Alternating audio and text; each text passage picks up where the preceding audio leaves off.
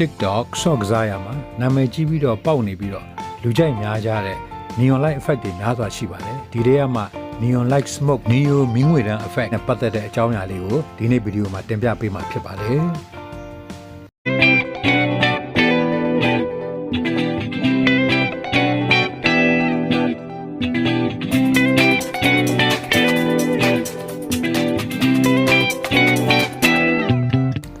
CapCut editing နည်းပညာအရာပြသမှာဖြစ်တဲ့အတွက်ဖုန်းထဲမှာတော့ CapCut နဲ့ TikTok app တွေတော့ထည့်ထားပေးဖို့တော့လိုပါလိမ့်မယ်အဲ့တော့ Android ဖုန်းများအတွက်ဆိုရင်တော့ Google Play Store iPad iPhone များအတွက်ဆိုရင်တော့ Apple Play Store ကနေပြီးတော့အခမဲ့လွယ်ကူစွာ download နိုင်ပါတယ်အဲ့တော့ကျွန်တော်ဖုန်းထဲက Chrome browser ကိုဖွင့်ပေးလိုက်ပါမယ်ဖွင့်ပေးလိုက်ပြီးရင် search bar ထဲမှာအခုလို CapCut neon light effect ဆိုပြီးတော့ template ဆိုပြီးတော့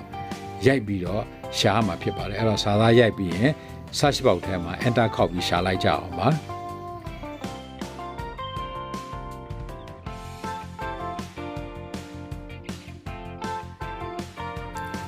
Google မှာအခုလိုစာမျက်နှာတွေကြာလာပါလိမ့်မယ်အဲ့တော့အဲ့လိုကြာလာပြီဆိုရင်ကျွန်တော်တဖြည်းဖြည်းချင်းအောက်ကိုကျွန်တော်ဆင်းသွားပါမယ်အဲ့တော့အောက်မှာရှာကြည့်သွားမယ်အောက်ဆင်းသွားရင်ဒီ neon light နဲ့သက်ဆိုင်တဲ့ YouTube ဗီဒီယိုတွေနောက်သူ့ရဲ့ template တွေတစ်ခုပြီးတစ်ခုပြပါလိမ့်မယ်အဲ့တော့ကျွန်တော်အောက်ကိုဆင်းသွားမယ်ဒီစာမျက်နှာထဲမှာအနီရောင်ဘောင်ခတ်ထားတဲ့ traveler guide ဆိုတဲ့ .com ဆိုတဲ့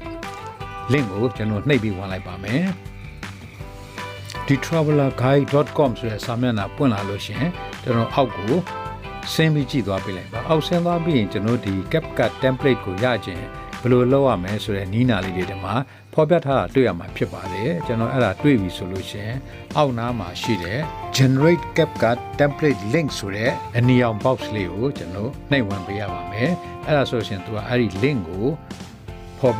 ပေးပါလိမ့်မယ်အဲ့ဖော်ပေးအတွက်ကိုအဲ့ link ဖော်ဖို့25စက္ကန့်တော့စောင့်ပေးရမှာဖြစ်ပါတယ်အဲ့တော့25စက္ကန့်တော့ခက်တာစိတ်ရှိရှိနဲ့စောင့်ပေးဖို့လိုပါတယ်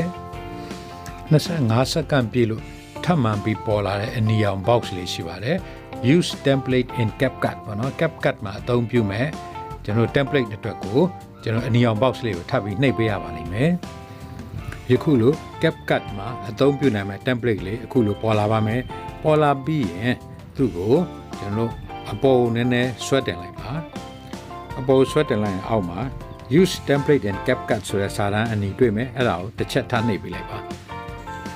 ယခုလိုပေါ်လာပြီဆိုရင်ဒီ template ကိုအသုံးပြုဖို့အတွက်ကိုဒီအစိမ်းရောင် use template ဆိုတဲ့ box လေးကိုထပ်ပြီးတော့နှိပ်ပေးလိုက်ရပါမယ်ဒါဆိုရင်ကျွန်တော်တို့ပုံတစ်ပုံတော့ရွေးပေးရပါမယ်အဲ့တော့ဘယ်ပုံရွေးမှာလဲကျွန်တော်တို့ဖုန်း gallery တွေက photo ကျွန်တော် album နဲ့ photo ကိုသွားလိုက်ပါမယ်အဲ့တော့ဒီထဲမှာဓာတ်ပုံတစ်ပုံကိုအခုလိုရွေးလိုက်ပါမယ်ရွေးပြီးပြီဆိုရင်ဒီမှာအောက်က next ကိုနှိပ်ပြီးတော့သွားလိုက်ပါမယ်နှိပ်လိုက်ရင်ကျွန်တော်အခုလိုခုနရွေးပြီးသားပုံလေးရောက်လာပါပြီဆိုရင်ကျွန်တော်ဒါကိုဒီပုံသဘောကျတယ်ဆိုရင်ကျွန်တော်ဒါကို export နှိပ်ပေးရပါမယ်အဲ့တော့ export နှိပ်ရမှာကျွန်တော်ကရေးစာ CapCut ရေးစာပါမပါမေးပါတယ်အဲ့တော့ကျွန်တော် export without watermark ဆိုပြီးတော့ရေးစာမပါပဲကျွန်တော် export လုပ်လိုက်ပါမယ်အဲ့တော့ဗီဒီယိုကကျွန်တော်တန်းပြီးတော့ရင်သူက CapCut ကနေပြီးတော့ TikTok ထဲကိုပို့ပေးလိုက်ပါတယ်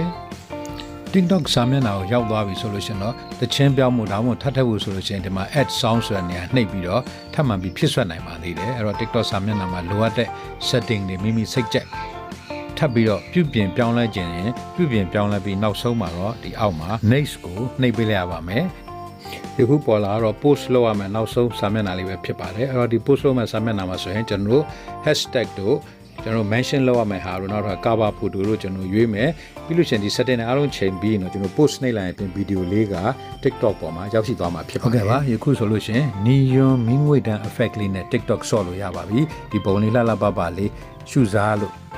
ရပါပြီခင်ဗျာဒီလိုဗီဒီယိုအလွယ်တကူလုပ်နည်းလေးကိုနှစ်သက်တယ်ဆိုရင် like share comment လေးလုပ်ပြီးတော့အားပေးခဲ့ကြပါဦးပြီးတော့ Kantkaw knowledge sharing channel ကိုလည်းပဲ subscribe လုပ်ရတဲ့ပုဂ္ဂိုလ်များ subscribe လုပ်ပြီးအားပေးခဲ့ကြပါဦးနောက်ထွက်လာမယ့်ဗီဒီယိုမှာထပ်မံဆုံစည်းကြပါစို့အားလုံးကိုကျေးဇူးတင်ပါတယ် bye bye